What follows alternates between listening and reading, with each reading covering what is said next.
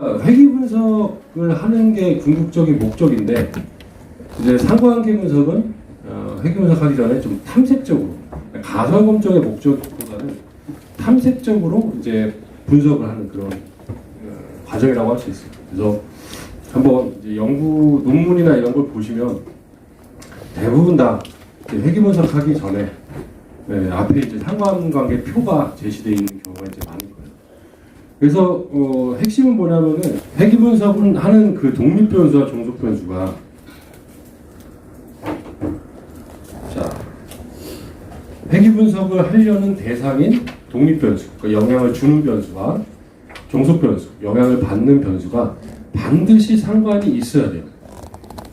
상관이 있다는 건 쉽게 얘기해서 어떤 변수 값이 높아질 때 다른 변수도 값이 같이 높아지거나 반대로 낮아지거나 그런 경향이 있어요. 그러니까 소득이 행복에 영향을 미친다. 뭐 이런 거를 회귀 분석을 하고 싶다. 그러면은 먼저 소득과 행복 간의 상관관계를 봐서 소득이 높은 사람이 행복도가 높은 경향이 있거나, 여기서 경향이라는 건 모든 사람이 다 그럴 수는 없어요. 그죠? 모든 사람이 다 소득이 높다고 다 행복하고 소득이 낮다고 다 불행하고 그러면 인생이 우울하잖아요.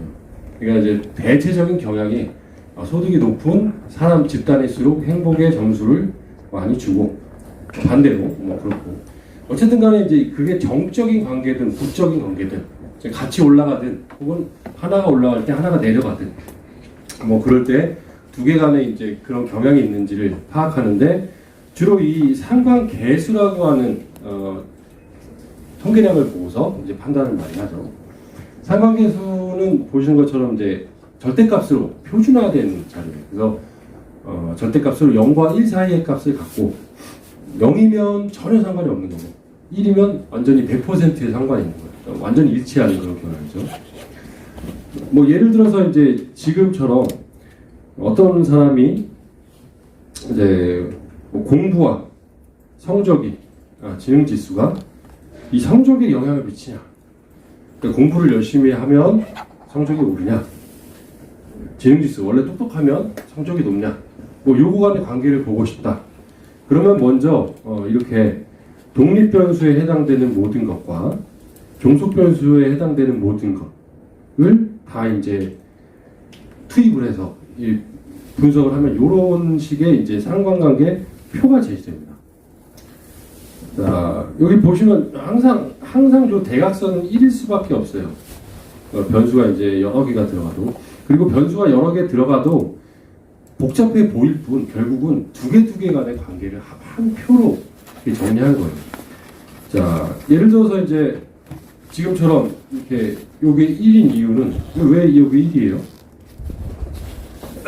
상관이 있는데 하필이면 왜 1이냐, 두 개가 교차하는 변수가 뭐예요? 공부 시간과 공부 시간이죠. 그죠? 여기는 지능 지수와 지능 지수죠. 여기는 성적과 성적이죠. 그러니까 쉽게 얘기해서 내가 10시간 공부하면 내가 10시간 공부하는 거잖아요. 그러니까 100% 일치할 수밖에 없어요. 자기 자료니까. 자기 변수 간의 상관관계는 당연히 완전히 일치하겠죠. 어떤 사람이 3이라고 공부했으면 그 사람은 3이겠죠. 그래서 항상 대각선은 1일 수밖에 없습니다. 그리고 위에 것과 아래 것이 대칭이 돼요. 그러니까 여기 있는 거죠. 여기 있는 요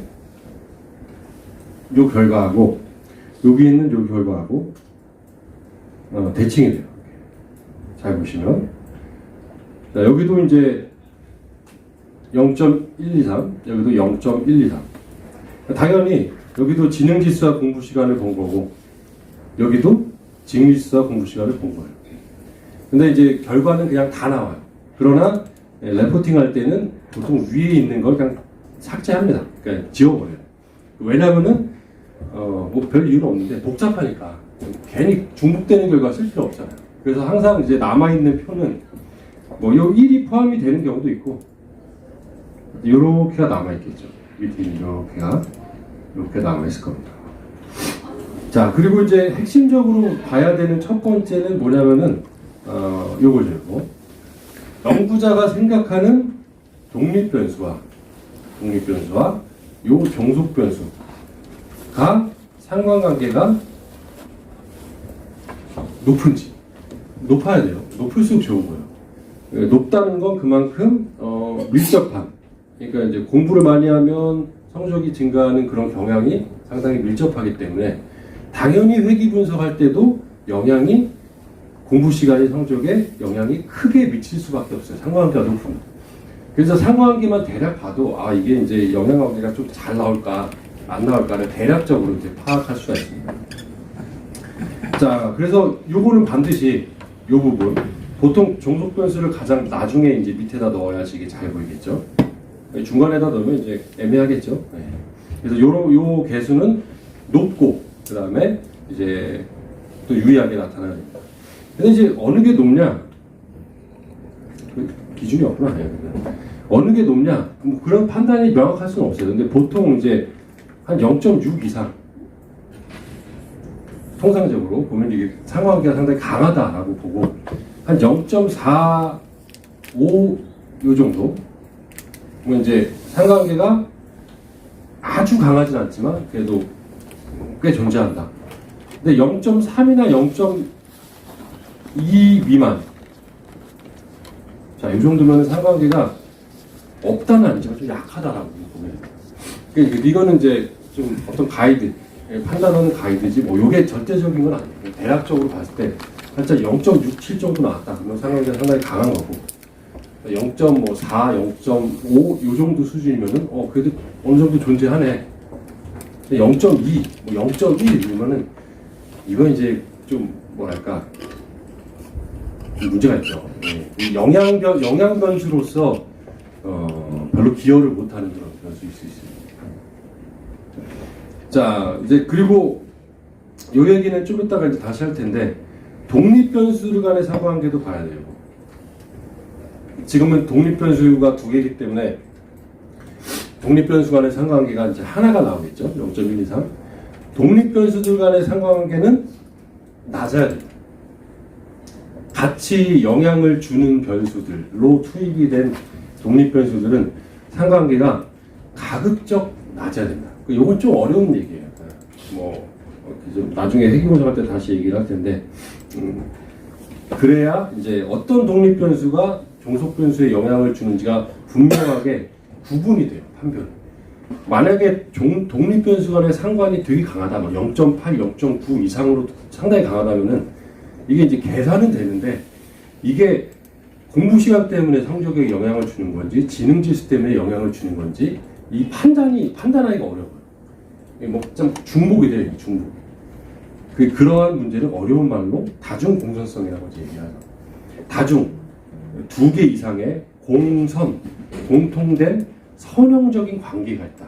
그러니까 독립변수 A, B가 같이 하나의 선에 근접하게 움직인다.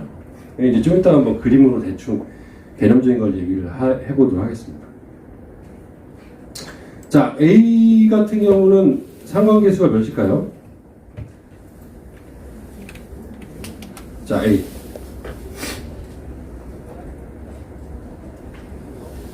자, 상관관계와 회귀 분석의 기본적인 그 어떤 그 원리는 뭐 되게 수식적으로 얘기하면 복잡할 수 있지만 한마디로 얘기해서 직선은 그게 직선. 선형적이다. 하나의 직선의 관계로서 데이터를 일반화하는 건데 지금 A에다가 직선을 한번 쭉 보세요. 점이 있는. 그럼 직선의 모든 점들이 다 일치하겠죠, 그죠? 쭉 올라가잖아요, 그죠? 완전히 이렇게 쭉 이어보면 하나의 선에 모든 점들이 일치하죠. 이건 얘기예요. 뭐. 예를 들어서 X축이 독립변수가 공부 시간이고 Y가 성적인데 저 밑에 있는 첫 번째 점은 1시간 공부했더니 10점 맞으네. 두 번째 위에 있는 점은 2시간 공부했더니 20점 맞네. 그런 식이 되겠죠. 자, 그러면 이제 수치적으로는 계산할 때는 이런 결과가 되게 좋죠. 왜냐하면은 야, 그럼 오늘 100점 맞아볼까? 그럼 몇 시간 공부하면 돼요? 10시간 공부하면 되겠죠. 근데 이러면 참 세상에 재미없겠죠. 그리고 이런 데이터는 거의 존재할 수가 없겠죠. 하여튼 개념적으로 보면 A 같은 경우가 상관 개수가 1인 경우입니다. 1. 자, B 같은 경우는 몇일까요? 근데 이것도 일치하잖아요. 1. 1인데 요거는 양쪽. 플러스 1이죠. 요거는 마이너스 1이죠. 마이너스라고 하는 건 이제 역방향이잖아요. 예를 들어서 뭐 결혼 기간이라고 하고, 이거는 Y는 이런 데에다가 그런 예를 들지. 뭐 통화 횟수라고 하면 선형적인 감소가 아닐 텐데, 어느 기간에서 급격한 감소가 일어나겠죠. 어쨌든 간에 이제 뭐 이렇게 떨어지는 그런 관계가 있죠. 근데 이런 경우도 이제 뭐 개념적으로 부적인 관계다라고 표현을 하기 위해서 이제 드는 예고, A와 B 같은 경우는 실제 데이터에서는 거의 존재하기 어렵습니다. 대체적으로 이 같은 경우, C나 D 같은 경우. 자, 이제 마음속에 중심을 지나는 하나의 직선을 쭉 그어보면 어디다 넣을까요? 중심을 지나는 직선. 이게 회기식이에요, 회기식. 되게 어렵게 생각하는 필요 없이 그냥 자료들이 쫙 이제 실제 자료죠, 저게 응답한 자료들. 거기에 중심, 하나의 중심을 쭉 그었을 때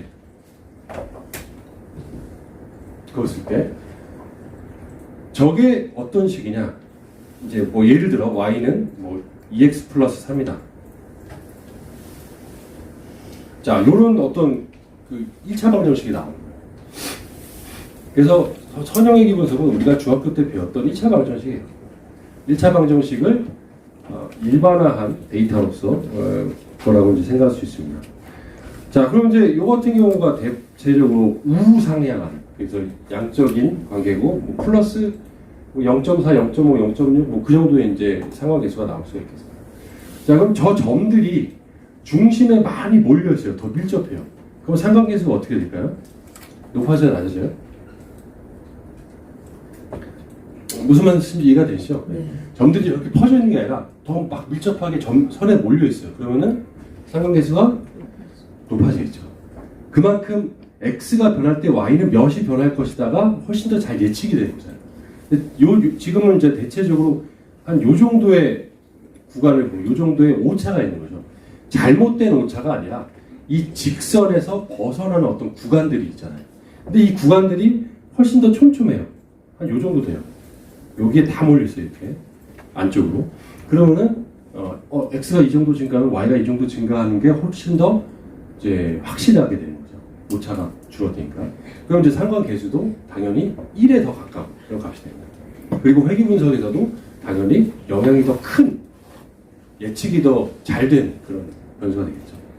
D는 이제 부적인 그런 거고, F 같은 경우는 상관계수가 몇일까요? 그러니까 중심을 지나는 직선을 한번 눈으로 그어보세요.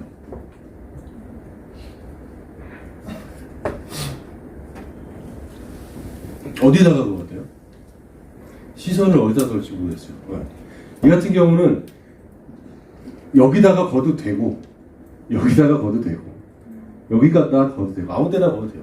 그러니까 이런 거는 위로 올라가든 아래로 내려가든 어떤 경향이 없는 거죠. 그러니까 이런 경우가 상관관계가 거의 0에 해당됩니다. x가 변해도 y는 무작위적으로 왔다 갔다 그냥 하는 거예요. 그러면 이 얘기는 이런 얘기죠. 그러니까 뭐 이게 소득이고 이게 행복이라면 어떤 사람은 소득이 높아져도 행복이 요 정도고, 소득이 낮아져도 행복이 요 정도예요. 그러니까 대체적으로 뭔가 증가하거나 감소하는 게 있어야 되는데 그냥 두리뭉실해요. 그러니까 중심을 지나는 선이 올라가거나 내려가는 그런 경향이 눈으로 확인이 안 되면 그건 이제 상관관계가 존재할 수 없고, 그럴 경우에는 회귀 분석의 대상이 될 수가 없는 거예요. 그러니까 이런 변수 빼야 돼요. 쓸데없는 변수들은. F는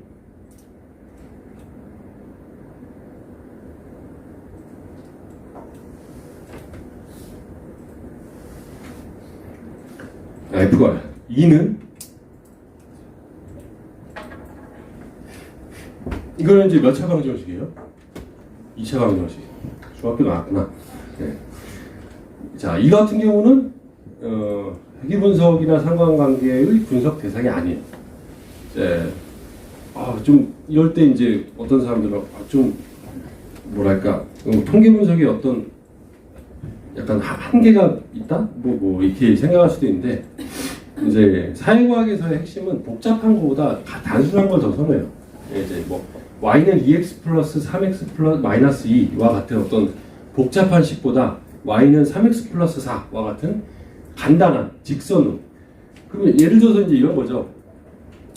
행복이 증가하는데, 소득이 증가하는데 행복의 지금 그 곡선이 이렇다라고 하는 얘기는, 이거를 이제 뭐 y는 2x 제곱 플러스 뭐 3x 플러스 1이라고 해봐요.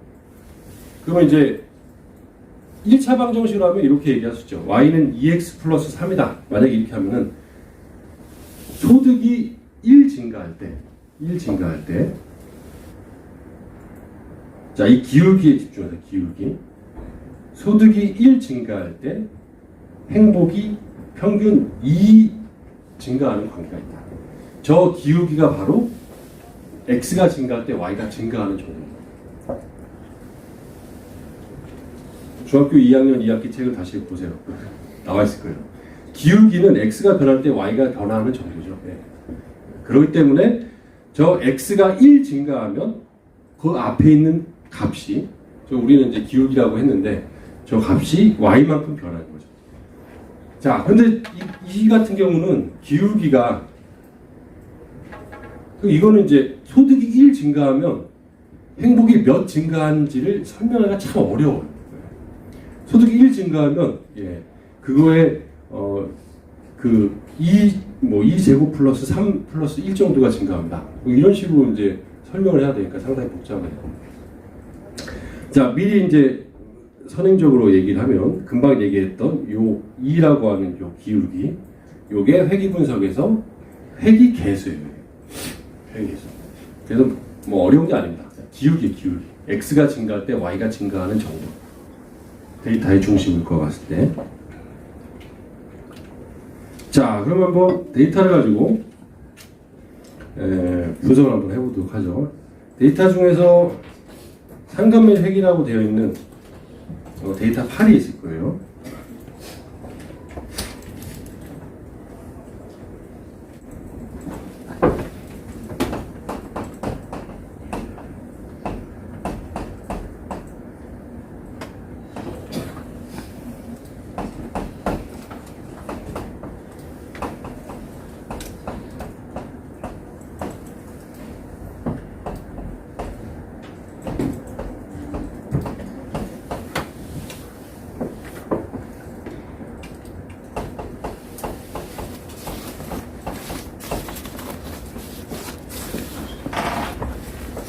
자, 아주 간단하게, 자, 여기 이제 두 개의 독립변수.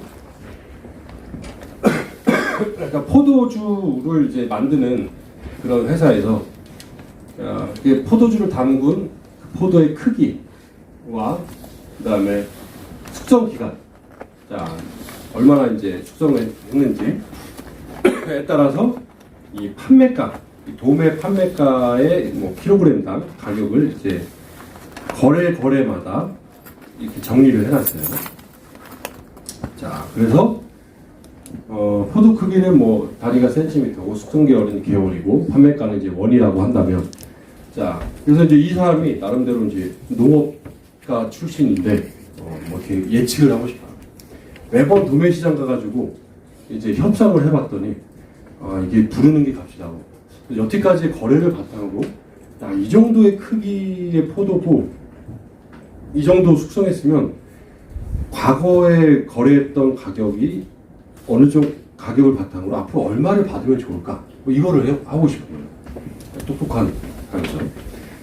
실제 이제 제가 어떤 뉴스를 보고서 이런 가상의 데이터를 만들었는데, 미국의 어떤 경영학과 교수가 포도주를 상당히 좋아해서 이제 전문 잡지에서 나오는 어떤 그런 포도에 관련된 여러 가지 데이터를 한 2년인가 3년 동안 모아가지고 뭐 포도 가격, 포도주 예측 모델을 만들었어요. 그래서 학술지에다 발표를 했는데 그 데이터를 유명한 미국의 포도주 회사에서 데이터를 샀어요.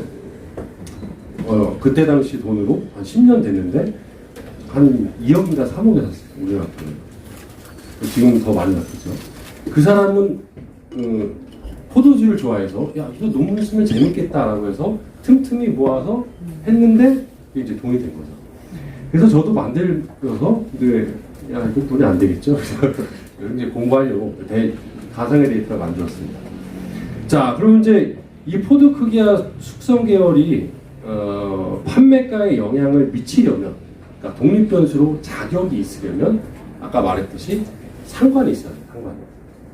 자, 그럼 먼저 이 상관계 분석을 해보도록 하겠습니다. 아주 간단해요. 네. 자, 분석에서 상관 분석, 그다음 이제 이별량, 바이베리에이트라고 변수 두 개씩의 상관이다. 뭐 이런 얘기예요. 네, 상관 분석 들어가서 순서대로 집어넣으면 돼요. 포도 크기, 숙성 기간, 판매가.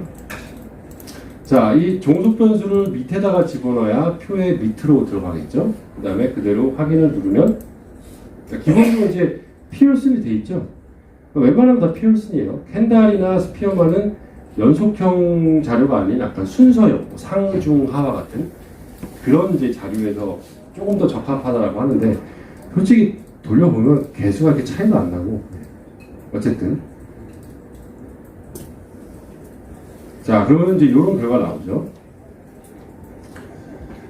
자, 이제 표가 약간 복잡한 것처럼 보이지만 첫 줄이 상관 개수고 두 번째 줄이 이 상관 개수가 유의한지에 대한 유의 확률이에요.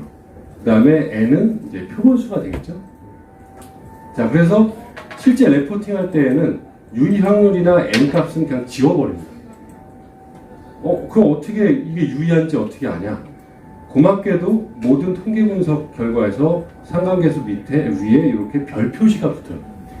별표가 없으면 유의하지 않다는 얘기고, 별표가 하나 있으면 유의 확률이 0.05보다 작고 반면에 0.01보다는 큰, 그러니까 0.04, 0.03 이런 거겠죠. 별표가 두 개 붙어 있으면 0.01보다 작다는 얘기. 여기 별표 3개까지 붙진 않아요. SPS에서는. 자, 어쨌든 별표가 붙어있으면 유의하다는 거예요. 그걸 알기 때문에 굳이 유의 확률을 보면서까지 복잡하게 표를 만들지 않고 상관 계수만 이렇게 제시를 하게 되죠.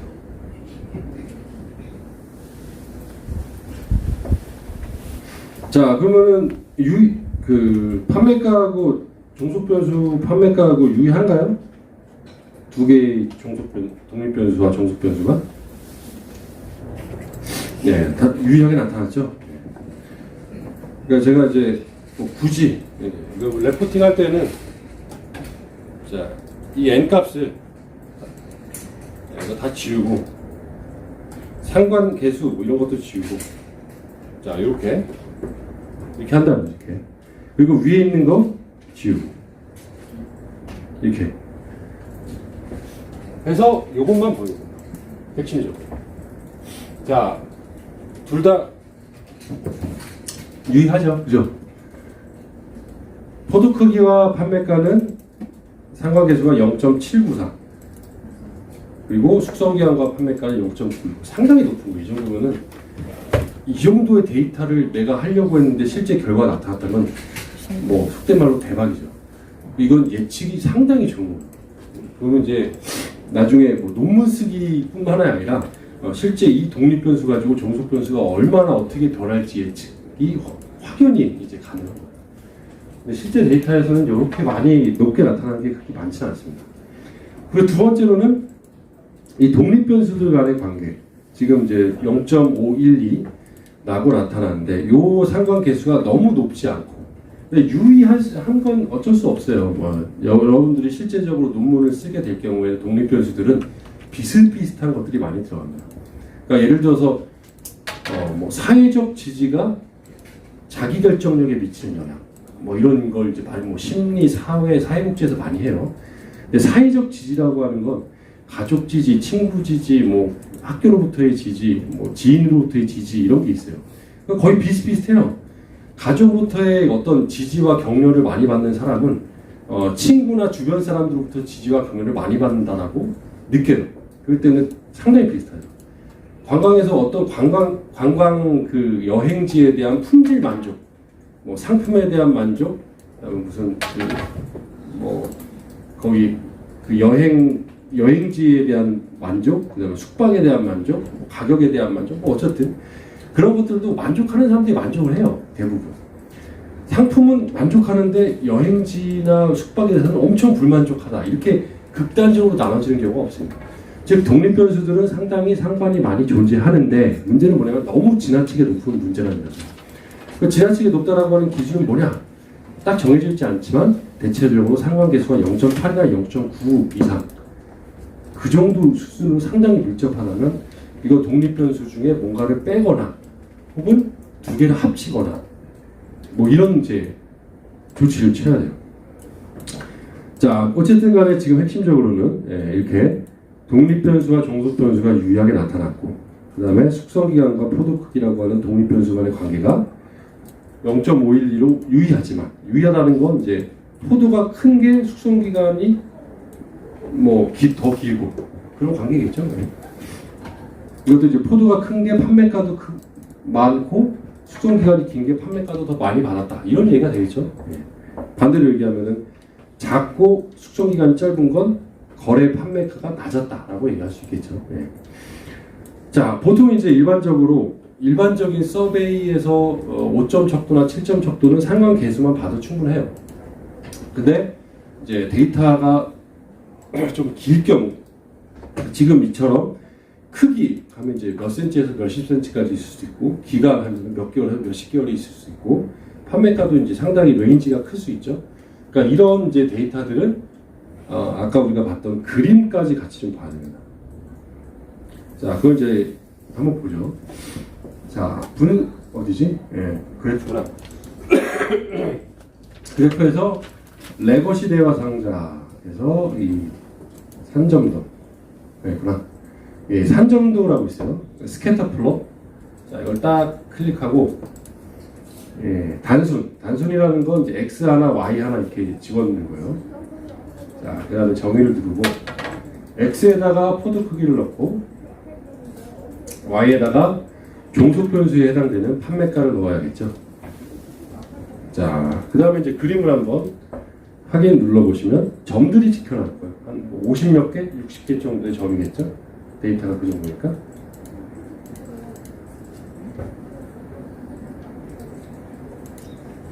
자, 이게 이제 실제 60개 정도의 실제 데이터입니다. 포도 크기가 5cm, 10cm 이 정도인 건 대체적으로 판매가가 한 뭐 30원, 40원, 50원 이 정도 받은 거고 포도 크기가 10cm, 15cm 이 정도는 한 50원에서 100원 정도 사이를 많이 받아요. 그리고 저기 특이한 놈이 하나 있죠. 됐다 크고 됐다 많이 받은 놈 왕포도인가 보네요. 자, 이게 마음속으로 직선 한번 그어봤을 때 올라가나요? 네, 이렇게 쭉 올라가는 경우가 있죠. 그죠? 자, 이번에는 직선을 한번 그어보겠습니다. 이 직선은 회귀 직선이에요. 두 개 간의 회귀 분석을 안 했지만 그거를 그림에서 그려주고 이건 엑셀에서도 있어요. 엑셀 기능에서도. 자, 더블 클릭해봐서 점을 찍고 그럼 다 노랗게 변하죠? 그 다음에 점 찍은 상태에서 요소에 중간에 보면 전체 회귀선 적합이라는 게 있어요. 자, 이거를 클릭하시면 자, 이렇게 지금 이제 선형이 기본적으로 나오고 뭐 2차, 3차로 바꿀 수 있어요. 2차로 해서 적용하면 구부러지겠고 3차로 하면 한 번 더 구부러지겠고 야, 뭐 수학이 완전 인생 같네요. 그죠? 술 먹고 2차, 3차 하면 구부러지죠? 네. 재미가 없죠? 네. 자, 1차로 해서 그러니까 심플하게 1차까지만 하고 자, 그러면 이제 중심을 지나는 하나의 회귀 직선이 알아서 그어진 거고 요게 바로 이제 포도 크기와 판매가에 대한 어떤 관계입니다. 저 식을 보세요. y는 29.8 플러스 10.63 곱하기 x라고 나와 있죠. 자, 그럼 이제 우리 모두 중졸 이상의 학력을 가졌으니 한번 생각해보면 포도가 1cm 커지면 얼마 더 받는 관계예요?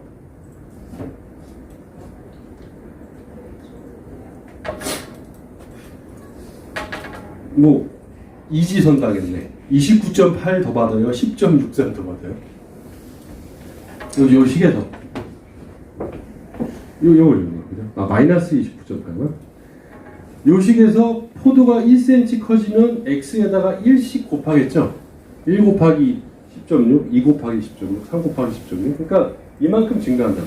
그러니까 이 기울기가 완만해 보이지만 실제적으로 단위를 동일하게 했을 때는 상당히 가파랐을 거예요. 어쨌든 간에 이 얘기는 포도 크기가 1cm 증가할 때 판매가가 10.6원 정도 더 받는 그런 관계라는 거예요. 여기서 10.63이라는 걸 우리는 이제 그 학교에서 1차 방정식 배울 때는 저거를 기울기라고 해요. 그 마이너스 29.8은 우리가 학교에서 배울 때 뭐라고 했어요?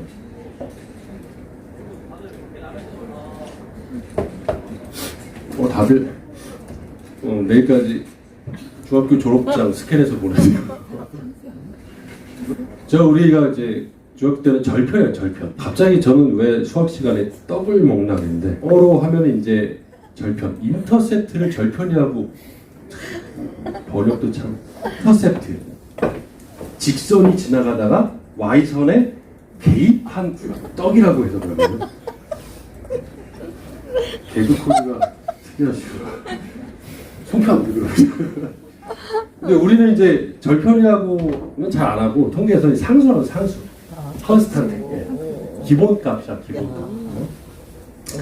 그리고 10.63은 기울기라고 하는데 이거를 우리는 통계에서는 기울기라기보다는 개수라, 개수, 회귀개수. 그래서 나중에 회귀 분석하면 실제 저 값이 나올 거예요. 자, 그리고 요 위쪽에 보면 이거는 아직 회귀 분석을 안 해서 약간 어려울 수 있는데 R제곱이라고 하죠. R제곱. 선형회귀 분석을 했을 때 R제곱은 0.63입니다. 자, 이게 이제 R제곱이라고 하는 게 설명이에요, 설명력. 다른 말로 결정계수라고 하는데 아주 쉽게 얘기해서 이 직선이 저 점들을 얼마나 잘 설명하는가를 0과 1 사이의 값으로 계산한 거예요. 저 R스퀘어 설명하려고 일반적인 통계책에서는 보통 한 3, 40페이지씩 막 이렇게 하는데 솔직히 실제적으로 좀 복잡은 하죠. 그러니까 간단하게 좀 얘기하면은 먼저 이렇게 생각해요. 모든 점들이 저 직선에 다 있어요. 예를 들어 아까 우리가 이제 봤던 것처럼 60개가 다 여기 점에 있어요. 그럼 저 R제곱이 몇일까요? 1. 그렇죠. 1이에요. 1. 이 얘기는 저 선이 중심을 지나는 선이 모든 데이터를 다 설명한다. 설명한다는 게 말로 막 설명한다는 게 아니라 저 관계로 다 얘기할 수 있다. 자, 그런데 점들이 이렇게 퍼져 있죠. 당연히 실제적으로는 점에다 일치할 수는 없어요. 자, 그러면 이제 잘 보시면 이런 거는 잘 맞아요. 그죠? 이런 거 근처에 있는 것도 있잖아요. 그죠? 예측이 잘 되죠. 근데 이런 거는 예측이 잘 안 되죠. 저 0.63이라고 하는 건 100개 중에서 63개를 맞췄다가 아니에요. 저 개수가 아니에요. 그게 아니면 좀 복잡한데 맞췄다 안 맞췄다의 이분형이 아니라 맞춘 정도와 안 맞춘 정도를 계산해요. 자, 예를 들어 데이터 요거 하나만 보면 이거는 맞춘 정도가 상당히 크겠죠. 안 맞춘 정도, 못 맞춘 정도가 적겠죠. 반면에 이 같은 경우는 못 맞춘 정도가 크죠. 그거를 한 자료 한 자료에 대해서 다 계산을 해요. 그 비율이에요, 비율. 자, 그래서 못 맞춘 정도 1에서 못 맞춘 정도를 뺀다라고 생각하시면 돼요. 그러면 63.1%, 보통 이제 퍼센트로 이제 많이 얘기를 합니다. 자, 그럼 이제 요게 숙성기간 포도 크기였고, 자, 그럼 숙성기간을 X로 바꾸면 지금 이 자료보다 점들이 더 몰려 있을까요? 퍼져 있을까요?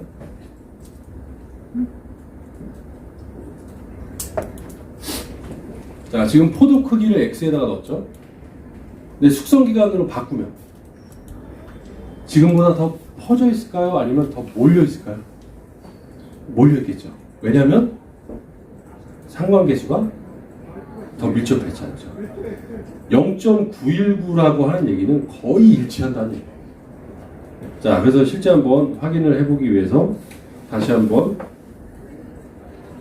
자, 그래프 산점도로 가서 단순 산점도 자, 여기 X 빼고 숙성기간으로 바꾸면 돼요. 자,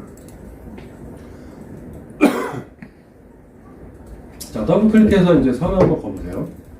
더블 클릭, 점 찍고, 요소, 전체적 합산.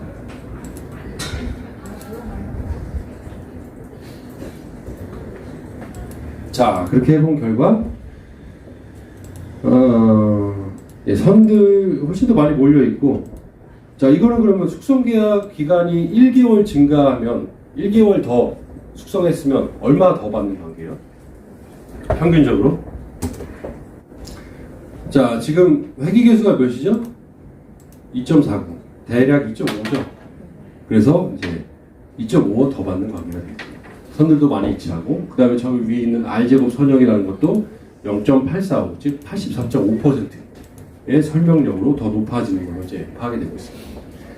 자, 그래서 이제 한번 이렇게 봤는데, 결과적으로는 이제 요 상관계수, 지금 이렇게 엑셀로 정리한 요 상관계수가 이제 핵심적으로 레포팅 하는 거예요. 지금 그림으로 그려본 건 추가적으로 연구자가 데이터 단위가 더 클 경우에 실제 눈으로 그려보는 게 이제 필요하기 때문에 해본 거고, 지금 요 결과는 이제 핵심적인 결과예요.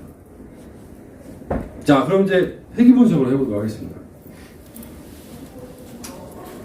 자, 바로 한번 해보죠. 분석에서 회귀 분석, 그 다음에 이 선형의 분석 들어가서 종속 변수는 판매가, 독립 변수는 여러 가지를 넣을 수 있지만 일단 하나만 넣어보죠. 네. 포도 크기. 자, 독립 변수가 하나가 들어가는 걸 뭐 구분을 해서 단일 회귀 분석이라고 하고, 독립 변수를 2개 이상 집어넣는 걸 다중 회귀 분석이라고 해요. 실제 분석한 결과나 과정들은 뭐 크게 구분이 안 돼. 뭐 이렇게 뭐 크게 이제 의미가 없습니다만, 실제 이제 단일 회귀 분석은 거의 안 하죠. 일단 이제 이렇게만 하고, 그다음에 확인을 누르면, 자, 표가 이제 3개가 나와요. 핵심적인 표는 요 R 개수입니다. 자, 일단 R 개수가 아니고 개수예요.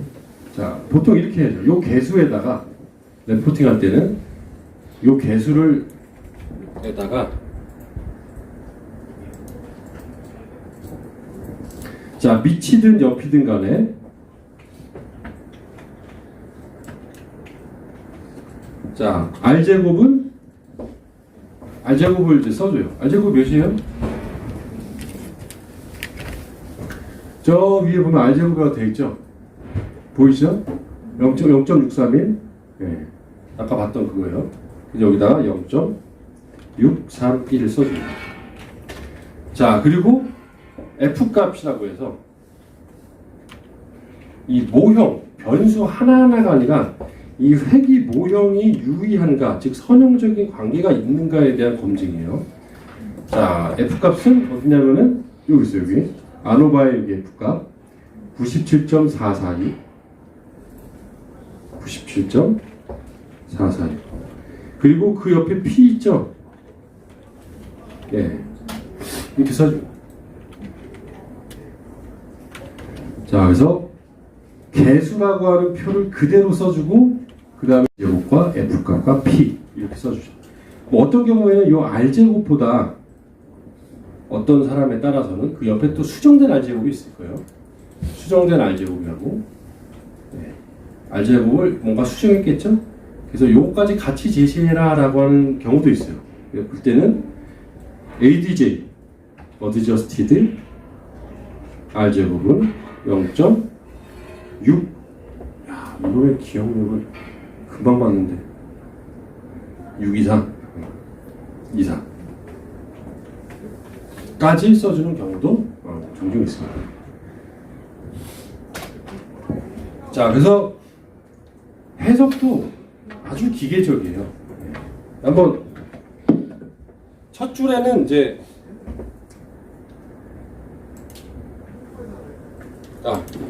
해석을 써보는 것 좀 이따가 변수 2개 이상 해볼 테고, 일단 말로 한번 해보면 첫 번째 해석은 뭐냐면 이 모형에 대한 해석을 해요. 모형. 그러니까 모형이라는 게 거창한 게 아니라 우리가 이제 봤던 요 관계예요. 요 관계. 이 관계에서 지금 파악된 이 회귀식을 어렵게 있어 보이게 회귀 모델이라고 하는 거죠. 이 모형 y는 2x 2.5x 플러스 2.89라고 하는 이 모형이 유의한, 그러니까 x가 증가하면 y가 증가하는 관계가 의미 있는 관계니까. 그러니까 평평하지 않은, 그러니까 그 기울기가 없다라고 하는 기울가설이 기각되고 기울기가 존재한다. 뭔가 증가하거나 감소하는 경향이 있다라고 하는 그런 관계인가를 이제 얘기하는 건데, 그래서 이때는 이제 이렇게 씁니다. 해석할 때 회귀 분석 결과 설명력은 약 63.1%로 나타났으며, 그 다음에 유의하죠.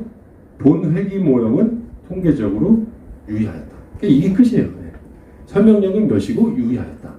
대부분 다 유의하겠죠. 여러분들이 논문을 쓰면. 왜냐하면 맨땅에 헤딩한 게 아니라 선행 연구에 있는 관계들을 가지고 썼기 때문에 안 유의하면 그건 진짜 이상하고. 네. 그 다음에 두 번째 줄에서는 두 번째 단락에서는 변수에 대한 것이죠. 지금은 유의하게 나타났는데 여러 변수가 투입이 되면 어떤 건 유의하고 어떤 건 유의하지 않겠죠. 그래서 이제 두 번째는 변수, 독립 변수 중에서는 포드 크기가 숙성 기간에 자 t 값과 p 값을 보면 t 값은 상당히 크고 p 값은 0.5보다 작죠. 따라서 유의한 정의 영향을 미쳤다. 정인지 분지 어떻게 알아요? 마이너스가 안 붙어 있으니까. 부면 t에 마이너스가 붙어 있거나 비표준화, 요게 기울기예요. 요게 기울기. 자, 10.632 상수 29.8이죠. 네? 이게 우리가 아까 봤던 어떤 거예요? 이거죠. 10.63 29.8. 이거 똑같아요. 자, 그래서 유의하였다. 뭐 이게 끝이에요. 해보면서 그래서 이제 x가 1 증가할 때 y는 어느 정도 증가하냐, 이런 이제 뭐 관계들은 일반적인 사회과학에서는 안 써져요. 서베이 기반으로 했던 설문지에서는 그 예측이라는 게 x가 얼마 증가할 때 y가 얼마 증가하는 게 별로 의미가 없어요. 근데 지금처럼 포드 크기, 숙성 기간 뭐 이런 것처럼 실제 데이터에 가까운 것들은 예측이 필요하죠. 뭐 둘의 차이가 알겠어요? 그러니까 만족도가 충성도에 미치는 영향, 만족도가 1 증가할 때 충성도가 0.4 증가한다. 그러니까 이게 그렇게 얘기할 수 있는데 그게 의미가 없다는 거죠. 별로.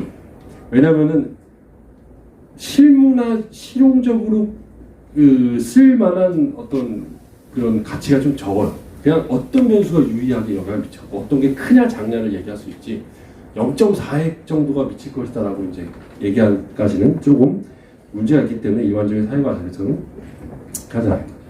자, 그러면은 분석해서 이번에는 변수를 하나 더 투입해서 자, 숙성 기간까지 추가. 요게 이제 다중회귀 분석이죠. 다중회귀 분석을 일반적으로 해야겠죠. 변수 하나 보려고 돌리는 것보다. 자, 이게 다중회귀 분석할 때는 요거 하나를 더 체크해 주는 게 좋습니다. 통계량에서 공선성 진단이라는 게 있어요.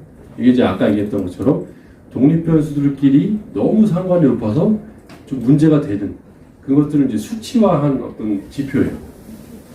다중 공선성에 대한 진단값이죠. 계속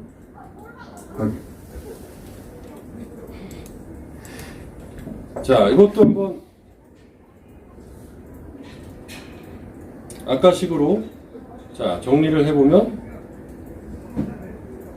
그대로 개수를 이제 써주고 그 다음에 이제 R제곱은 더 커졌을 거야 아마. R제곱 몇이에요? 0.8 몇인가? 86? 88? 보청기를 안 켜봐서 안 들립니다. 889 889 그 다음에 F는 몇이에요?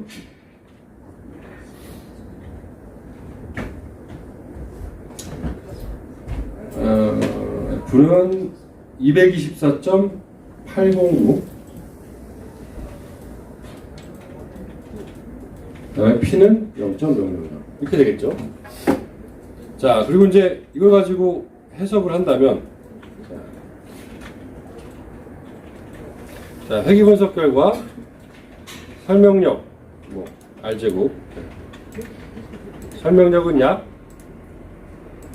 88.9%로 나타났으며 본 회귀 모형은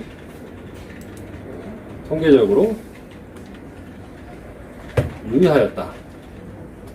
F값은 224.809, P는 0.055보다 작았다. 자, 요게 이제 첫 번째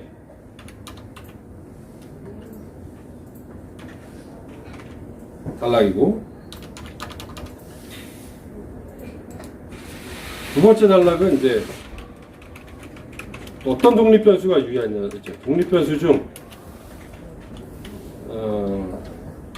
판매가에 유의한 영향을 미친 변수는 포도 크기, 숙성 기간으로 모두 유의한 정의 영향을 미치는 것으로 파악되었다. 자, 이제 0.05를 이제 보통 유의 수준으로 잡기 때문에 그보다 작았다라고 이제 이렇게 형식으로 써줍니다. 자, 요게 이제 일반적인 그 모형과 변수에 대한 거고요. 자, 근데 다중회귀 분석에서는 한 줄을 더 써줘야 된다. 뭐냐면은 이 둘 중에 어느 게 더 영향을 줬어요?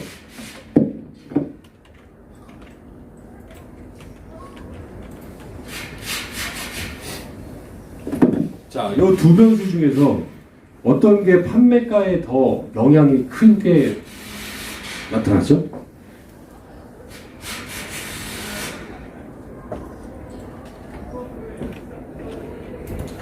자, 지금 보면 이제 일단 결론적으로 얘기하면은 저 표준화계수죠. 표준화계수.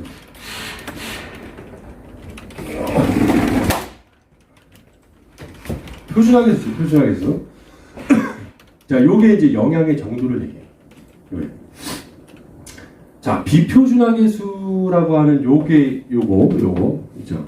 요거는 독립변수의 단위가 그대로 들어가 있는 거예요. 그러니까 표준화되지 않은 원래의 관계예요. 그러니까 이제 포드 크기 3.9는 무슨 얘기냐? 이건 아까 했던 것처럼 포드 키가 1cm 더 큰 건 판매가가 3.9원 더 받는 겁니다. 아까랑 달라졌어요. 왜냐하면 포드 크기와 본 게 아니라 숙성 기간이 같이 결합이 되어 있기 때문에 좀 달라져요. 이 얘기는 이제 나중에 더 하겠습니다만. 자, 숙성 기간도 1.9원 마찬가지죠. 이거는 독립변수의 단위가 그대로 1 증가할 때 얼마나 증가하냐. 근데 이제 이거 가지고 야, 포도 크기가 3.9니까 이게 더 크네, 영향이 더 크네 라고 얘기하기가 어려워요. 왜냐? 단위가 다르다. 단위가. 어떤 건 센티미터고 어떤 건 킬로그램이에요. 단위가 다른데 그 단위가 좁냐 넓냐에 따라서 이 기울기가 달라지는 거지 영향 정도에 따라 달라진 게 아니에요. 무슨 말씀인지 이해가 되시죠? 이해가 안 되나요? 학점과 IQ가 취업에 미치는 영향 이런 걸 했어요. 학점의 단위는 그죠? 0에서 4.5예요. 그죠? 근데 IQ는 0에서 0은 없겠구나. 어쨌든 뭐 0에서 150이라고 해요. 80에서 150이라고 해요. 단위가 더 크죠. 그러면은 이제 취업에 미치는 영향을 하게 되면 무조건 비표준화 계수는 IQ 거예요. 왜냐면 IQ의 단위가 더 크기 때문에 IQ의 변화가 아닌가? IQ가 증가할 때? 아, 학점이겠구나. 학점이 더 클 거예요. 단위가 더 좁으니까 더 민감하죠. 학점이 0.1 증가할 때 취업 정도가 달라지는 게 더 이제 촘촘하니까 그 단위 때문에 그렇게 문제가 되는데 이 단위 때문에 어느 게 더 영향이 크냐 작냐를 얘기하기가 어렵기 때문에 이 단위를 표준화한 게 이 표준화 계수예요. 0과 1 사이. 뭐 계산 방식은 간단합니다. 비표준화 계수를 가지고 X의 독립변수의 표준 편차와 종속 변수인 판매가의 표준 편차의 비율로 곱해준 거예요. 그러니까 이제 그냥 표준 편차로 나눠주는 셈이에요. 나중에 또 이제 기회가 되면 얘기할 텐데 모든 자료들은 표준 편차로 나눠주면 0과 1 사이의 값으로 표준화가 돼요. 뭐 예를 들어서 기억이 안 나겠지만 고등학교 때 배운 정규분포에서 영희가 130점 맞았다. 평균이 100점이다. 이게 얼마나 떨어져 있냐 뭐 이런 걸 할 때 요거 구하기 위해서 우리가 표준 점수를 구했어요. G는 S분의 X-뮤라는 이런 공식으로 이 X가 영희의 점수고 이 뮤가 평균이고 이거를 표준 편차로 나눠주면 이게 표준화 점수가 돼요. 이렇게 됐네. 발음도 안 좋고 잘못했습니다. 정중히 사과를 드리고 자 어쨌든 간에 표준화 계수가 큰 게 영향이 큰 거예요. 그렇기 때문에 이제 다중이기 분석할 때는 이렇게 한 다음에 자 유의한 영향을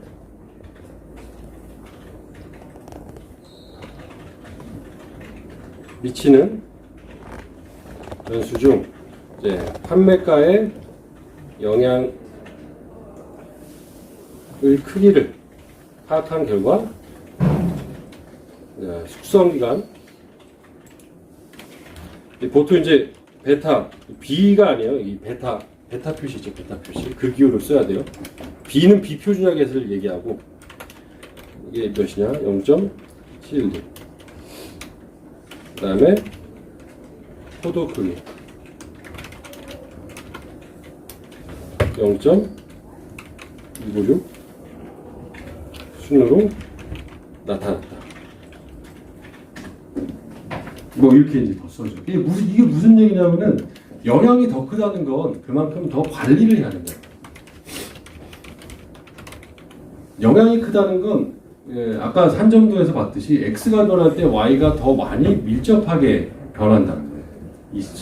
따라서 만족도 조사를 했는데 이런 거죠. 이제 뭐 품질 만족, 가격 만족, 서비스 만족 이 세 가지가 이제 뭐 충성도에 미치는 영향 했는데 이제 서비스 만족이 표준화 계수가 제일 컸어요.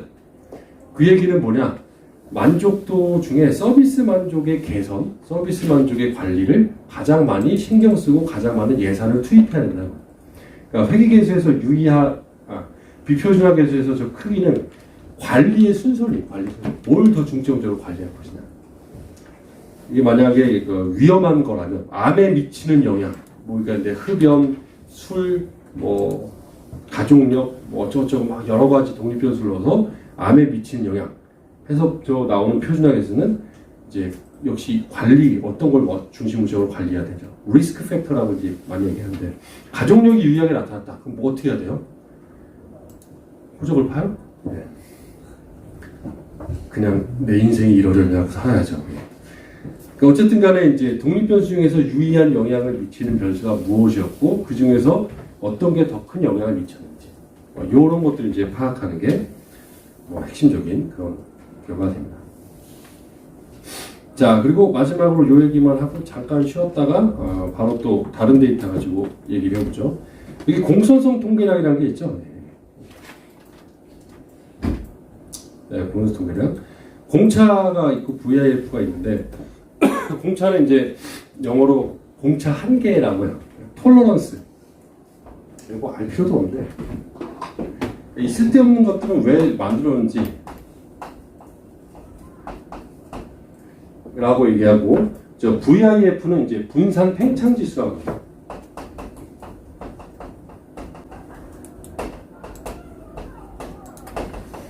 그러니까 V가 이제 분산이니까 베리언스가 되겠죠. 그 다음에 I는 인플레이티드 맞나? 틀리면 비판이네. 하여튼 그렇다 쳐요. 지수는 이제 그냥 해석할 때는 지수라고 하는데 실제 F는 펑션이에요. 펑션. 함수예요. 함수. 네. 그래서 X가 독립변수를 달리하면서 어떤 분산이 예측되지 않는 어떤 값들이 더 확장되는가 작아지는가를 이제 계산한 건데 결과적으로는 이제 이 공차 한계보다는 이 분산 팽창 지수가 더 보기 쉽기 때문에 이게 1부터 무한대 값을 가져요. 그러니까 커지면 안 좋아요. 커지면. 일반적인 통계 체계에서는 10보다 크면 문제가 된다라고 하고 네. 근데 실제에서는 한 4보다 커도 문제예요. 네. 근데 이게 좀 달라요. 그때 달라요. 그래서 사회과학에서 서베이를 했는데 4점 몇, 5점 몇 나타났다. 이거면은 정말 좀 문제가 커요. 근데 어떤 재무 데이터나 거시경제 데이터 가지고 했는데 10몇, 20몇이 나타났다. 그럼 별로 문제 안 돼요. 이게 어쩔 수 없어요. 왜냐하면 원래 그런 데이터가 있고 원래 그러지 말아야 되는 데이터가 있는데 서베이에서의 VIF가 만족도 조사를 했는데 4점 몇, 5점 몇이 나타났다는 건 이게 중복이 된다. 중복이. 그러니까 서비스 만족과 품질 만족이 VIF 값이 4점 몇, 5점 몇이 나타났다는 건 서비스 만족에 5점이라는 사람이 품질 만족에도 5점이라고 하고 이 두 개가 거의 응답이 일치한다는 거예요. 그럼 이걸 물어보는지 이걸 물어보는 건지 명확하지 않다는 거예요. 그걸 억지로 띄워내가지고 독립변수로 나눠봤자 이게 이제 어떤 게 영향을 주는지가 판단되기가 어렵다는 거예요. 그래서 VIF 값은 일반적으로 문제가 없이 잘 서베이를 설문을 하고 했을 경우에는 1점 몇이 나오는 게 일반적. 1점 몇. 2점 몇 이 정도도 약간 의심스러워요. 눈을 보면.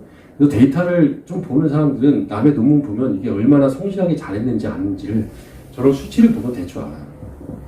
예. 하여튼 예. 많이 돌려보면 이제 눈에 보입니다. 그런 것들이. 야 이거 변수 그냥 억지로 띄웠구나. 뭐 요인분석 제대로 안 했구나. 뭐 이런 것들이 이제 좀 종종 보이는데 지금 같은 경우에는 거의 문제가 안 되죠. 그래서 이런 VIF 값을 보고 다중응수 문제가 없다라고 하는 걸 레포팅에다가 여기다가 더 추가하는 경우도 있고 아닌 경우도 있어요. 이제 굳이 그런 걸 레포팅을 할 필요 없고 그냥 이제 이 값만 옆에다 같이 제시해주면 보는 사람이 알아서 해석하라고 하면 되죠. 자, 그래서 이제 쭉 해왔습니다. 좀 약간 어렵죠. 네. 특히 상관분은 괜찮지만 회귀분석은 약간 압도적이에요. 그죠? 뭔가 사람을 압도하는 여러 가지 수치들이 쫙 나열되어 있기 때문에 상당히 좀 복잡해 보이고 그리고 이제 왜 R제곱이 어떻게 계산되며 이 아노바에서 뭐 이 제곱합, 평균 제곱 이런 게 어떤 의미며 이거는 또 어떻게 계산되는 걸 얘기하려면은 상당히 오랜 시간이 이제 걸리는데 지금 이제 분석을 해석을 하기 위한 이제 핵심적인 얘기만 좀 집중으로 했습니다. 그러니까 지금 얘기한 것만 알면 돼요. 일단 해석할 때는 분석에 대한 결과를 가지고 이제 해석하거나 레포팅 할 때는. 근데 좀 더 이제 알아야 되는 것들을 하나하나씩 좀 분석을 하면서 해보고 한 5분 정도만 쉬었다가 그다음에 화장실 갔다 오시고 갔다 오시고 다른 데이터 가지고 또 해보도록 하겠습니다. 두 개이기 때문에 한번 전반 만족도에 미치는 영향 그리고 한 번 충성도에 미치는 영향. 그러니까 이렇게 이제 따로따로 하게 되죠.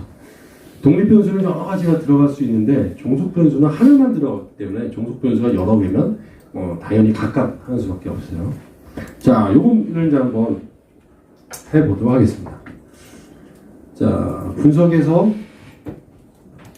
저 뒷부분에 쭉 보면은 이제 이렇게 변수 정리된 게 있죠. 이렇게 행사 내용 만족도부터 종속변수인 충성도까지 평균된 변수들. 자, 상관계 분석을 한번 해보죠. 상관분석, 이별 양상관. 그리고 이제 요 7개의 변수를 모두 집어넣고 충성도까지 7개 그대로 이제 확인하면 된다.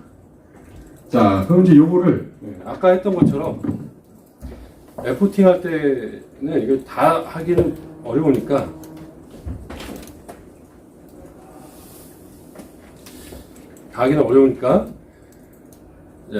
이런 거 유향률하고 이제 n하고 이런 걸 지워요.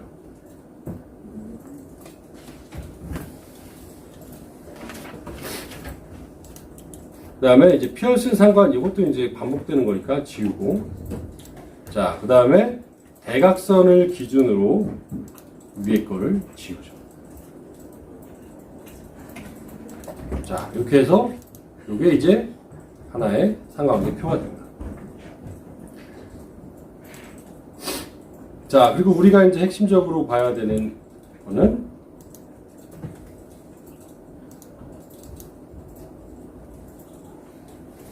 일단 예정. 자, 위쪽이 독립변수고 여기가 종속 변수니까 그게 교차되는 부분 요거를 보고 자 독립 변수 5개가 전반 만족도와의 상관이 어떤 건 0.601 좀 낮은 건 0.295 자 보통 이제 이렇게 존재하는데 일단 별표가 다 붙어 있죠. 별표가 붙어 있다는 건 여기 보이는 것처럼 유의 수준 0.01에서 유의합니다 라고 되어 있어요. 그러니까 유의한 정의 상관계이고 충성도도 마찬가지로 이렇게 이제 다 유의하게 나타났습니다. 그리고 잘 보시면 어떤 건 상관관 계수가 크죠. 품질 내용 만족 같은 경우는 0.6으로 근데 어떤 건 작죠. 접근성은 이게 뭘 의미할까요? 뭐 기계적으로 해석하는 거는 상관관계가 뭐 높다 낮다 이렇게 하는데 쉽게 상식적으로 풀어서 얘기하면은 행사 내용에 대해서 만족한다라고 한 사람이 전반 만족도와 충성도도 좋다라고 응답한 경향이 밀접하다는 거예요. 뭐 이해가 되시나요? 그러니까 쉽게 얘기해서 행사 내용 만족이 5점 했던 사람이 만족도와 충성도에 5점 여기에 4점 한 사람이 4점 3점 한 사람이 3점 불만족할 2점이나 1점이라고 했으면 여기도 2점이나 1점이라고 한 그 경향이 내용 만족도에 가장 일치한다는 거죠. 이해가 되죠? 반대로 접근성에 대해서는 상관계수가 이렇게 낮다는 건 접근성에 만족한다라고 해도 전반 만족이나 충성도에 만족하지 않다라고 한 경향들이 더 있다는 거죠. 그러니까 안 몰려 있다는 건 여기는 높은데 여기는 낮고 이게 일치하지 않는다는 거예요. 중구난 더 퍼져 있다는 거예요. 그러니까 쉽게 얘기해서 내용 만족이나 이런 상관계수가 높은 애들 가지고 전반 만족과 충성도를 예측하는 게 더 잘 되는 거죠. 접근성만 가깝다고 해서 전반적으로 맞아. 가까우니까 좋아. 무슨 편의점도 아니고 가깝다고 좋을 수는 없겠죠. 그래서 자 이런 식의 이제 그 상관계수를 보고 그 다음에 이제 두 번째로 보는 건 이 독립 변수들 간의 관계. 자 요거는 이제 그냥 눈으로 쭉 보는 거예요. 쭉 봐서 제일 높은 상관계수가 몇이에요? 예전에 그죠? 제일 높은 게 0.695로 0.7보다 좀 낮죠. 그러니까 이 정도면 다중성 문제는 거의 생길 가능성이 없어요. 뭐 0.8, 0.9 이상으로 상당히 밀접해야 돼요. 그러니까 이제 독립변수가 상관이 높다 하도 다중성 문제, 즉 독립변수 나중에 회귀 분석할 때 문제가 안 될 것 같다라는 안 된다라고 확신할 수 없지만 안 될 것 같다. 그래서 만약에 이제 이것도 말로 레포팅을 하면 상관계 분석 결과 독립변수와 종속변수가 모두 유의한 정의 관계로 나타나 본 가설의 방향과 일치한다. 가설의 방향이라는 건 유의한 영향을 미칠 것이다 라고 했으니까 그것과 일치하게 나타났다. 그리고 두 번째 단락에서는 독립변수 간의 상관관계를 봤더니 제일 높은 게 0.695로 나타났으나 다중성이 나타나는 한 0.8, 0.9 이상의 상관은 나타나지 않아서 문제가 안 될 것 같다. 그러니까 이 정도. 그러니까 상관 계수가 몇이다라고 디테일하게 레포팅하는 경우는 요즘에 거의 없어요. 그러니까 상관관계가 전반적으로 이렇다. 뭐 조금 더 이제 얘기한다면 뭐 이렇게 뭐 이게 높으니까 이게 뭐 더 밀접하고 이게 낮으니까 이게 뭐 좀 덜 관계가 있고 이런 얘기는 연구자의 목적에 따라 다를 수 있지만 전체적으로는 독립과 종속변수 관계가 유의하다. 첫 번째. 두 번째로는 독립변수 간에 그렇게 크게 지나치는 상관이 아니다. 라고 하는 두 가지 차원에서 얘기하면 됩니다. 그럼 만약에 이게 유의하지 않으면 어떻게 되냐? 그럼 이제 연구자가 잘못한 거예요. 그거는 잘못된 변수를 선정했거나 뭔가 과정에서 문제가 있는 거죠. 이런 것도 마찬가지고. 그래서 이제 그런 데이터가 수집된 상태에서 어떻게 할 방법은 없어요. 자, 그럼 이제 회귀 분석을 한번 해보도록 하겠습니다. 자, 분석. 회귀 분석. 설명. 자, 들어가서 독립변수로 이제 5가지 행사 내용부터 접근성까지 다 넣고 그 다음에 일단 전반 만족 하나만 일단 하나밖에 못 넣으니까 통계량에서 공선성 진단 체크하고 독립변수가 2개 이상이면 이제 습관적으로 이제 체크를 하는 게 좋아요. 그 다음에 그대로 확인. 자, 보면 이제 세 가지 표가 나오겠죠. 설명력 0.399, 39.9%, F값 51, P 0.000, 유의한 도형이었다. 그 다음에 개수. 자, 유의한 변수는 뭐죠? 하나, 둘, 셋. 세 개 유의하고, 그 다음에 두 개는 유의하지 않죠? 유의한 거 보면 0.05보다 크냐 작냐 가지고 판단하면 되잖아요. 그죠? 자, 세 개는 뭐냐?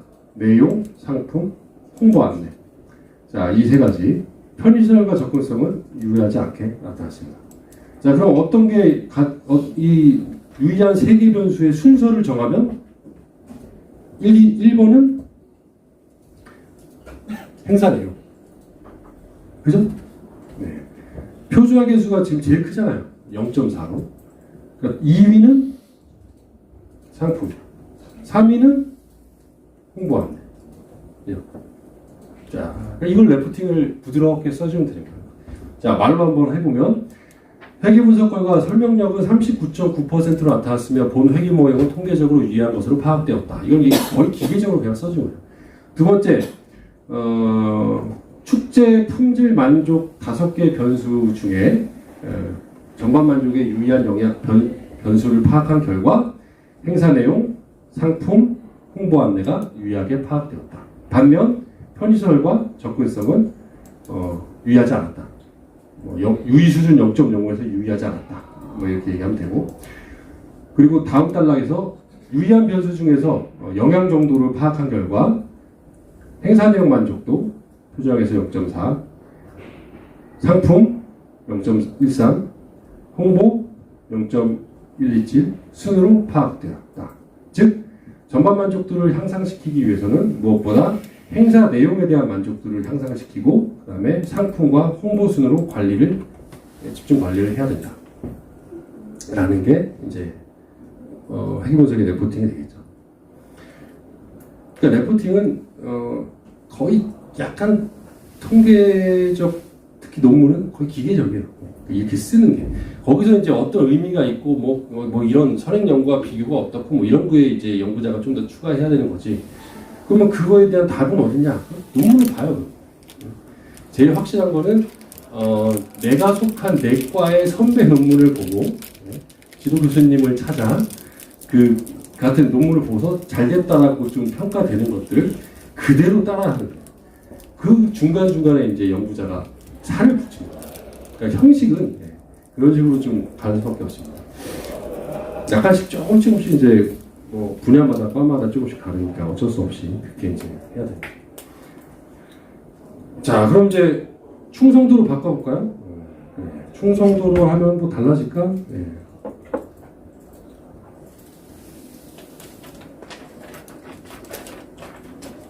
종속 변수만 바꿔서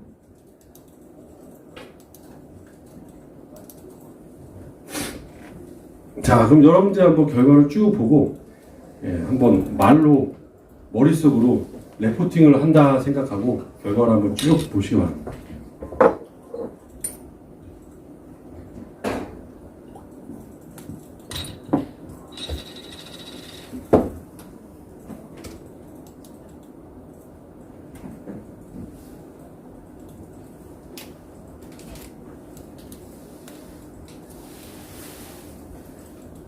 두 가지죠. 행사 내용과 홍보, 그죠? 만족도에는 축제 상품도 유의했는데 결과가 좀 다르게 나타났죠. 당연히 이제 표준화 개수를 보니까 행사 내용이 0.47으로 가장 높고 다음에 홍보 안내에 대한 만족이 0.113으로 두 번째 높게 됐네요. 그래서 이제 이런 변수가 유의했다. 그래서 충성도라고 하는 건 이제 행동적 만족이에요. 행동적 만족. 보통 고객 만족도는 정서적 만족이고 충성도는 행동적 만족이죠. 다시 오겠다, 주변에 추천하겠다 이런 거니까. 역시 행사의 내용에 만족해야 되고 또 홍보 안내에 대한 만족도도 다시 오는데 혹은 주변에 추천하는 행동에 중요한 기여를 이제 하는 것으로 파악이 됐습니다. 자, 그래서 이제 핵심적인 얘기들은 뭐 이렇게 하고 나중에 이제 뭐 조금 더 이제 디테일한 통계량들은 조금 더 이제 나중에 분석을 하면서 살펴볼 거고, 마지막으로 하나만 좀 말씀을 드리면, 이것만 말하고 이제 오늘 좀 일찍 끝내도록 할게요. 뭐냐면은 이제 이거죠. 자, 뭐 예를 들어서 보시면 이거 한번 보시면, 자, 접근성 만족은 유의하지 않죠, 그죠? 그죠? 그럼 진짜 접근성은 충성도나 만족도에 관련이 없나요?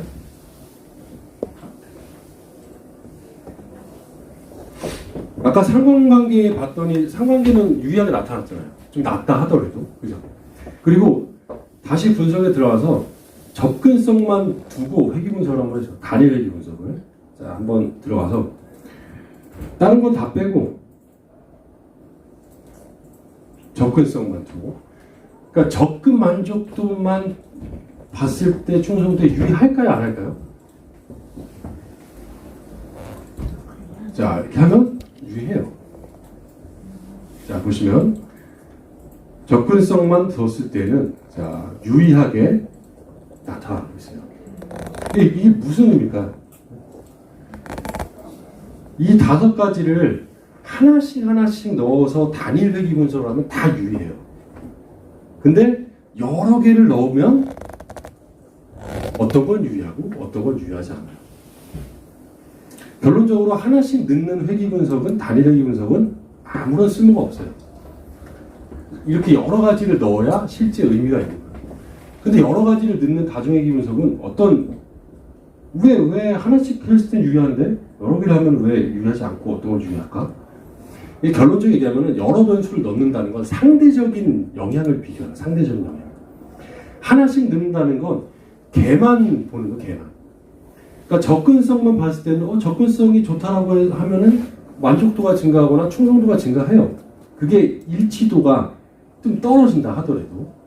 그런데 같이 넣어버리면 어떤 의미냐면은 좀 어려운 얘기인데, 이 서로 간에, 그러니까 아주 쉽게 얘기해서 어떻게 얘기야, 쉽게 설명했다고 소문이 날까? 소문 안 날까요? 다른 변수들은 동일한 상황에서 이 변수만 변했을 때라는, 이게 상대적인 거예요. 그러니까 이제 여러 가지 공부를 하거나 그러면은 통제라고 하는 말들을 많이 봅니다. 통제했다. 혹은 통제 변수로 어쩌고 저쩌고. 막 이런 얘기를 많이 봅니다. 통제. 통제하는 여러 가지, 이거는 개념적인 용어고, 통제하는 여러 가지 방법 중에 첫 번째가 집단을 완전히 나눠버리는 경우가 있어요. 성별을 통제한다 그러면 남자 거 분석 따로, 여자 거 분석 따로 이렇게 하는 방법이 있고, 약간 통계적으로 어드밴스된 방법이 이런 식으로 독립 변수에 그 변수를 같이 넣는 거죠. 자, 그러면 이제 요거 가지고는 잘 이해가 안 될 수 있으니까 한번 얘기를 들어서 다른 예를 들어, 아까 이제 공부 시간하고 그다음에 IQ가 이게 성적에 미치는 영향을 했어요. 근데 이제 공부 시간 넣어서 돌렸더니 유의하고 IQ 넣어서 돌렸더니 유의했어요. 근데 둘 다 넣었더니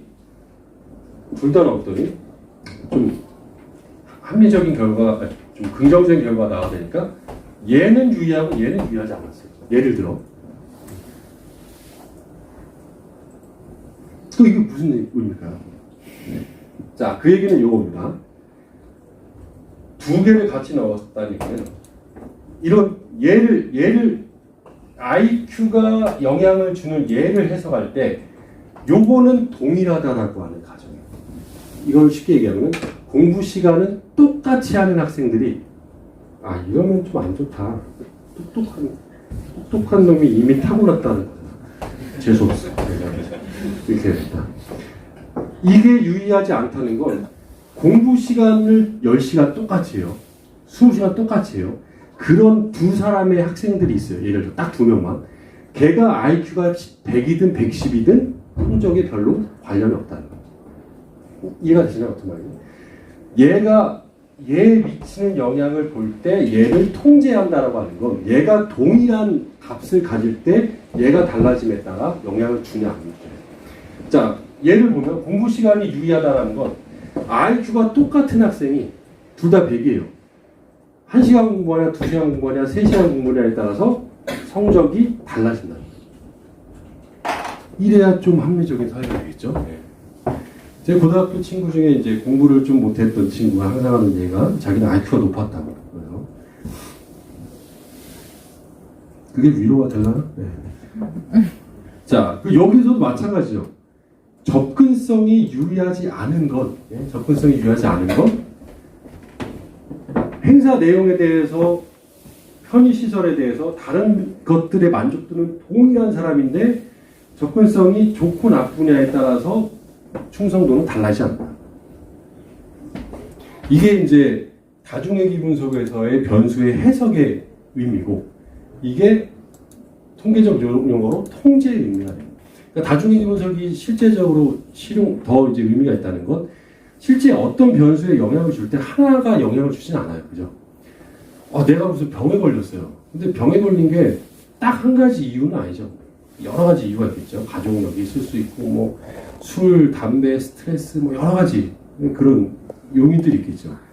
근데 그런 요인들은 한꺼번에 독립 변수를 넣어야, 즉 여러 가지를 고려해서 봐야 진짜 현실적으로 어떤 게 영향을 주는지를 파악을 할 수 있겠죠.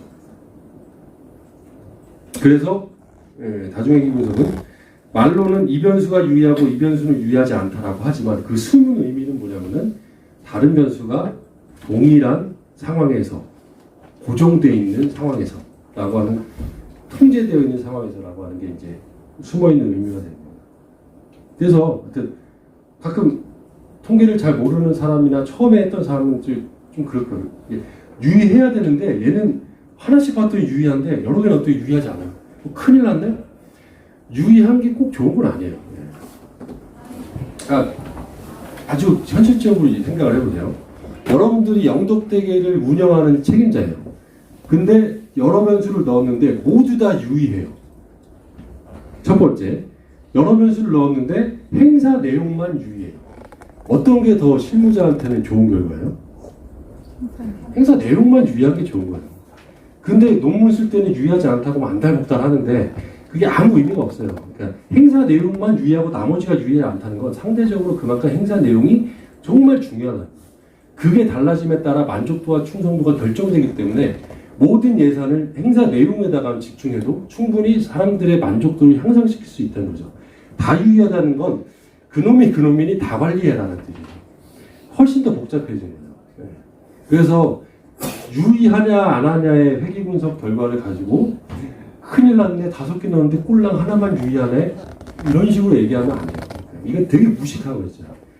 그런 식의 얘기를 많이 하는 사람들이 배웠다고 하는 사람들도 있어요. 근데 그거는 정말 프랙티컬한 입장에서 보면 아무 쓸모가 없는.